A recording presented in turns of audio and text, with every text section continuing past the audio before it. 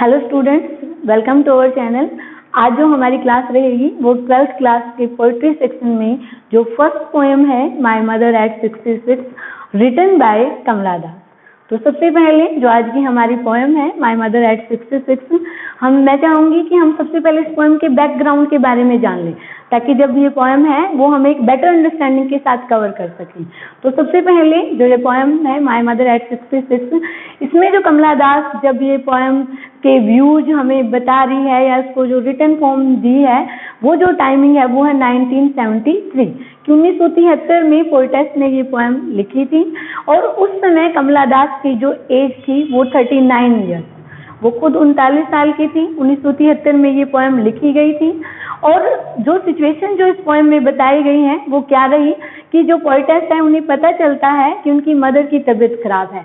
जो पोएटेस हैं कमला दास, वो महाराष्ट्र पुणे में है उस टाइम, और उनकी जो मदर है वो मालाबार कोचीन के आसपास हैं।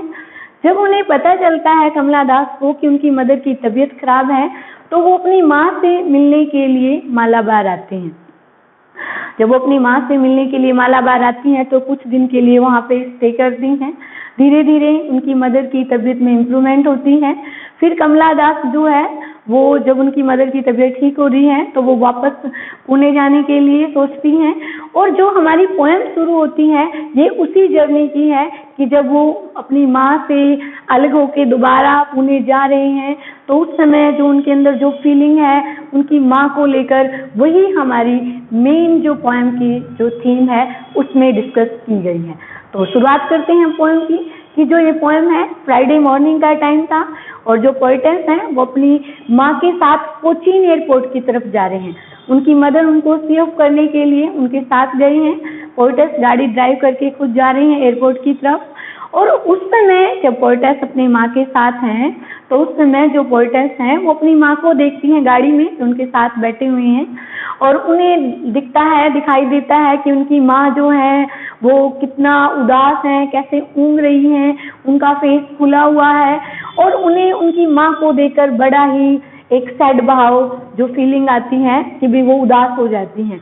लेकिन उसी समय उन्हें बाहर जब वो दिखाई देता है उन्हें कि भी पेड़ दौड़ रहे हैं, बच्चे खुश हो रहे हैं।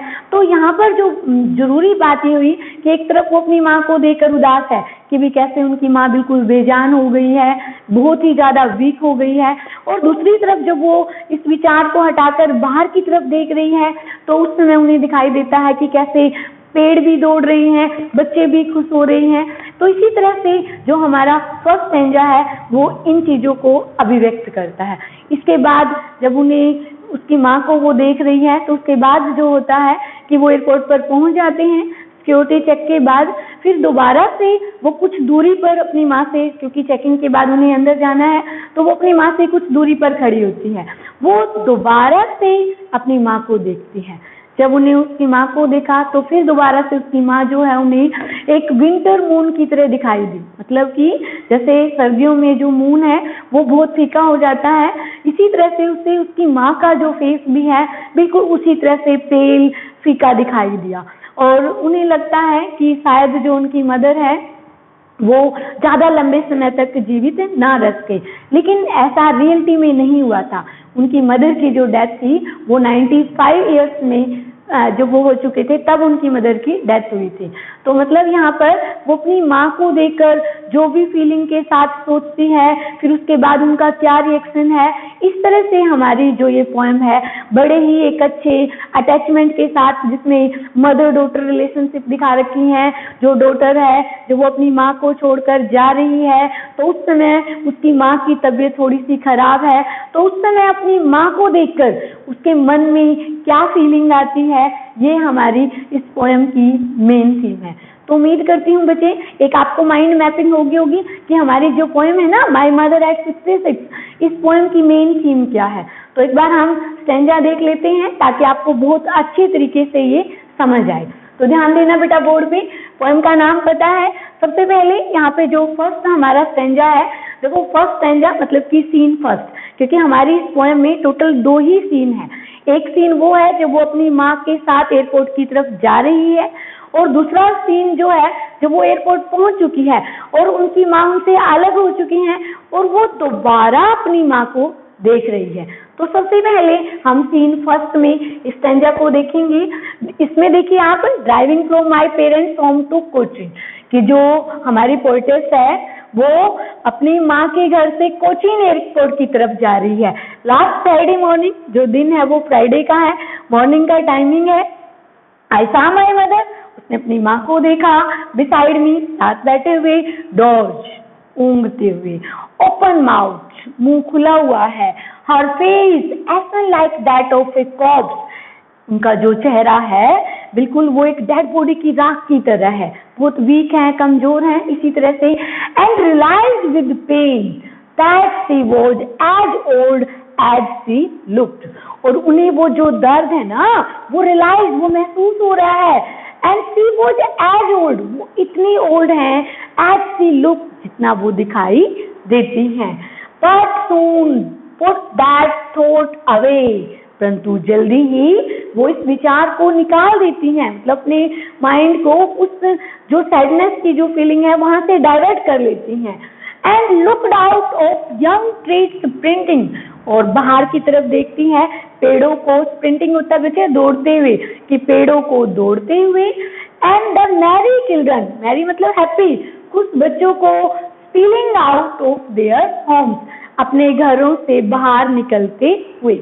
यहाँ पर हमें समझ आया कि जो हमारा फर्स्ट सीन है, यहाँ पे पोएटेस जब एयरपोर्ट पे अपनी माँ के साथ जा रही है तो उनकी माँ बहुत ही कमजोर है, बहुत ज्यादा वीक है और वो ऊँघ रही है, और पोएटेस उन्हें देखकर सैड होती हैं। लेकिन जैसे ही वो बाहर की तरफ देखती हैं तो बाहर का जो एनवायरनमेंट है जिसमें पेड़ भी दौड़ रही हैं, बच्चे भी खुश दिखाई दे रहे हैं। तो इसके साथ जो हमारा सेकंड सीन है, अब हम इसके बारे में देखेंगे। ध्यान से समझना है बच्चे, जो सीन सेकंड है यहाँ पर क्या होता है। इस सीन में जो पोएटेस है वो एयरपोर्ट पे पहुंच चुकी है, और यहाँ पर सिक्योरिटी चेकिंग के बाद देखना, यहाँ पर बच्चे after the security check, but after the security check, security checking के बाद standing a few yards away, कुछ दूरी पर, कुछ गज की दूरी पर खड़ी है। I looked again at her, मैंने दोबारा उसे देखा, कि यहाँ पे जो पोएटेस है सिक्योरिटी चेकिंग के बाद कुछ गज की दूरी उसकी माँ से खड़ी है, और उसके बाद वो दोबारा से अपनी माँ को देखती है।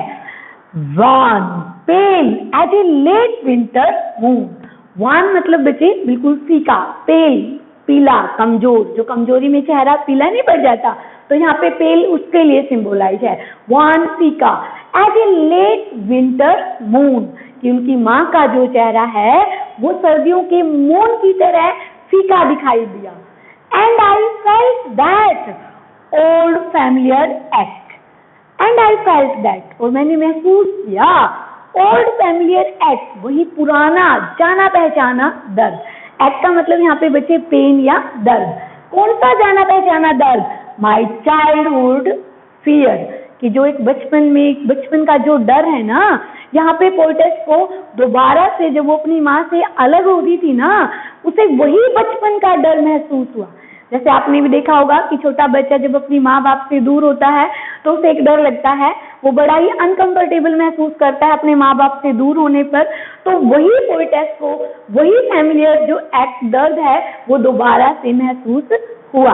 उसके बाद बेटा, but all I said was see you soon अम्मा, परंतु उस पर भी उसने कहा सी यू सून, जल्दी ही मिलेंगे अम्मा, अम्मा। यहाँ पर वो अपनी अम्मा भी बुला रही है। और एक बात और बेटा, उनकी मदर का जो रियल नेम था वो नाम भी क्या था? बालामणि अम्मा। तो यहाँ पे वो अपनी अम्मा को कह रही है कि हम जल्दी ही मिलेंगे। एंड ऑल आई डिड वो smile and smile and smile, और उसने ये जो भी कुछ किया उसके फेस पर जो थी उस समय क्या थी? बस एक स्माइल और एक स्माइल। तो ये थी हमारी जो पोएम, जिसका नाम क्या था बेटे? My mother at 66। इसमें जो इंटरेस्टिंग बात है आपको जो ध्यान रखनी है कि जब ये जो पोएम लिखी गई थी उस समय उनकी मदर की एज 66 थी, लेकिन हमारी जो पोएटेस है उनकी एज कितनी थी? 39। उसके बाद मोस्ट इम्पोर्टेंट कि भी जैसे हम पोएम को पढ़ रहे थे तो ये नहीं है कि उस समय या उसके कुछ समय बाद उनकी मदर की डेथ हुई।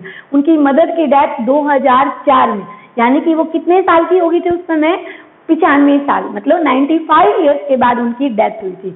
उसके बाद बेटा जी जो मोस्ट इम्पोर्टेंट बात है कि जब हम इस पोएम को सीन वाइज पढ़ रहे हैं तो उसके साथ हमें इसकी पोएटिक डिवाइसेस के बारे में भी पता होना चाहिए, क्योंकि poetry that is a form of entertainment, और जब तक हम किसी पोएम को उसकी पोएटिक डिवाइसेस के बिना डिस्कस करते हैं तो इसका मतलब हमारी जो पोएम है वो अधूरी है। तो मैं साथ साथ अब आपको इस पोएम में जो पोएटिक डिवाइसेस यूज की गई हैं मैं उसके बारे में बता देती हूँ। ध्यान से देखना है बेटा। सबसे पहले देखो मैंने बोर्ड पे लिखा हुआ सीन 1 और सीन 2, तो यहीं से एक हमारी जो फिगर ऑफ स्पीच होगी वो होगी इमेजरी, कि जब हम इस पोएम को पढ़ रहे थे तो हम इमेजिन कर रहे थे कि भी कैसे जो पोएटेस है वो अपनी माँ के साथ एयरपोर्ट की तरफ जा रही है, फिर हमने इमेजिन किया कि वो एयरपोर्ट पे पहुंच चुके हैं, फिर वो अपनी माँ से थोड़ी अलग है, फिर उसके बाद वो अपनी माँ की तरफ देख रही है। इसका मतलब हमारे माइंड में भी जब हम इस पोएम को पढ़ रहे थे तो एक सीन क्रिएट हो रहा था, और जब सीन क्रिएट होता है तो इसका मतलब कि हमारे लिए जो पोएटिक डिवाइसेस होगी वो क्या होगी कि भी इसके लिए सबसे पहली जो हमारे लिए मेन बात होगी कि इसकी पोएटिक डिवाइसेस क्या होगी, इमेजरी, कि यहाँ पर इमेजरी फिगर ऑफ स्पीच का यूज है, क्योंकि हमने उस सीन को अपने माइंड में इमेजिन किया, एक पिक्चर बन गई कि किस तरह से वो जा रही है। उसके बाद बेटा जी जो second most important poetic devices है वो आपको ध्यान देनी है इसमें, कि यहाँ पर आप देखो कि जो मैंने ये 2 स्टैंजा लिखे हुए हैं, कोई भी स्टैंजा की जो फर्स्ट लाइन है, second line, third line, fourth line, उनकी कोई भी, या लास्ट में भी आप देख सकते हो, पूरी पोएम में कहीं पर भी कोई भी राइमिंग स्कीम नहीं है। ये ध्यान से सुनना है आपने कि भाई जो ये पोएम लिखी हुई है कोई राइमिंग स्कीम नहीं है, ना ही बचे यहाँ पर कोई लाइन का सेंटेंस पैटर्न, कोई भी फर्स्ट लेटर जो है वो कैपिटल में है। इसका मतलब कि जो हमारी जो पोएम है ना वो फ्री वर्ड में लिखी गई है। ये ध्यान देना है बच्चे, फ्री वर्ड में हमारी पोएम लिखी गई, क्योंकि जब भी किसी पोएम में ना ही कोई राइम स्कीम हो, ना ही बच्चे कोई कैपिटल लेटर्स को फोकस किया गया हो, तो इसका मतलब वो पोएम हमेशा किस पैटर्न में लिखी गई है, फ्री वर्ड्स। तो आपको समझ आ गया होगा कि इमेजरी और सेकंड क्या है, फ्री वर्ड्स। इसके बाद बेटा जी जो अगले हमारे लिए पोएटिक डिवाइसेस अगर हम देखें तो आपने ध्यान देना, देखो यहाँ बोर्ड पे देखो, यहाँ पे क्या है, डोज, और यहाँ पे क्या है, ओपन। तो जो मैं बात बताना चाह रही हूँ कि जब किसी सेंटेंस में वोवल की साउंड रिपीट होती है तो उसे हम पोएटिक डिवाइस में एसोनेंस बुलाते हैं। ये आपको ध्यान देना है कि भाई मैंने यहाँ पे देखो इस सेंटेंस में डोज, ओपन, तो इसका मतलब ओ की साउंड रिपीट है। आपको पता होगा कि जब कंसोनेंट साउंड रिपीट होती है तो वो एलिट्रेशन होता है, मतलब कि अनुप्रांत अलंकार, लेकिन अगर वोवल साउंड रिपीट हो तो उसे हम क्या बोलते हैं, एसोनेंस। समझ आया बेटा। उसके साथ जो fourth most important poetic device जो हमारे लिए इस पोएम में है वो आपको ध्यान देना है कि भी देखो इस पोएम में मैंने यहाँ पे अंडरलाइन किया लाइक, इसके साथ बचे एज और एज। अब इसका मतलब क्या है कि इस पोएम में स्टैंजा में लाइक और एज का अगर यूज है, मतलब कंपैरिजन किया गया है, तो इसका मतलब यहाँ पर जो मोस्ट इम्पोर्टेंट नेक्स्ट जो पोएटिक डिवाइस होगी वो होगी सिमिली, मतलब यहाँ पे कंपैरिजन किया गया। देखा होगा आपने जब मैं समझा रही थी कि जो पोएटेस की मदर का जो कंपैरिजन है वो एक कॉप्स के साथ किया गया था, इसी तरह स्टैंजा में एक विंटर मून के साथ किया गया। तो यहाँ पर जो हमारा नेक्स्ट पोएटिक डिवाइस है वो क्या होगी, सिमिली। समझ आ गया होगा बेटा आपको कि भी हमें पता है इमेजरी का यूज है, इसमें फ्री वर्ड्स का यूज है, एसोनेंस का यूज है, और उसके बाद नेक्स्ट जो मैंने क्या बोला, सिमिली। उसके बाद बेटा जी जो अगर हम बात करें कि जब हम इस पोएम को पढ़ रहे हैं तो इसमें एक सबसे अलग जो माइंड में हमारे थॉट आता है वो आता है कॉन्ट्राडिक्टरी, कि भी आपको पता होगा कि भी जब हम इस पोएम को पढ़ रहे हैं इसमें 2 कॉन्ट्राडिक्शन है। 2 कॉन्ट्राडिक्शन कैसे हैं कि पहले तो जो पोएटेस है वो अपनी माँ को देखकर बड़ी उदास होती है, फिर दूसरा जो है कि भी वो बाहर देखती है तो बाहर का जो एनवायरनमेंट है उसको देखकर उसे एक हैप्पी फीलिंग आती है। इसका मतलब 2 फीलिंग कॉन्ट्रास्ट में है, एक बार वो सैड है और दूसरी बार वो बाहर देख के हैप्पी है। तो शायद हमें समझ आया कि भी इसमें कॉन्ट्राडिक्टरी है। ऐसे ही बेटा इसमें भी है, इस स्टैंजा में देखो आप कि जब वो अपनी माँ को देख रही है, इंटरनल वो सैड है क्योंकि उसे लगता है पता नहीं उसकी मदर जो है वो कितने टाइम तक सरवाइव कर पाएगी, लेकिन दूसरी तरफ वो अपनी माँ को लास्ट में स्माइल कर रही है, मतलब एक्सटर्नली वो स्माइल फेस कर रही है लेकिन इंटरनली वो सैड है। तो यहाँ पर भी क्या हो गया, कॉन्ट्राडिक्शन। तो हमें पता चला कि इसमें विरोधाभास है कि जो साथ साथ जो दो भाव दिखाए गए हैं वो एक दूसरे के अपोजिट है। तो पता चल गया। उसके बाद बेटा जी आपको बिल्कुल ध्यान से समझना है कि हमारी जो पोएम है वो एक रियल फीलिंग के साथ जुड़ी हुई है। कैसे एक माँ जो है और बेटी का जो भाव है आपस में, और जब बेटी अपनी माँ को देखकर वो वीक कमजोर है तो उसे कैसा फील होता है। तो मैं उम्मीद करती हूँ मेरे सभी स्टूडेंट्स को ये पोएम समझ आई होगी। बहुत अच्छे से आपको इसे समझना है और एक लेवल के अकॉर्डिंग चलना है। ये नहीं है कि आप सिर्फ इसको एक्सप्लेनेशन कर रहे हो, आपको पोएटिक डिवाइस के बारे में भी पता होना चाहिए, उसके साथ साथ आपको पूरी पोएम की थीम भी पता होनी चाहिए। आज के लिए बस इतना ही। Thank you so much.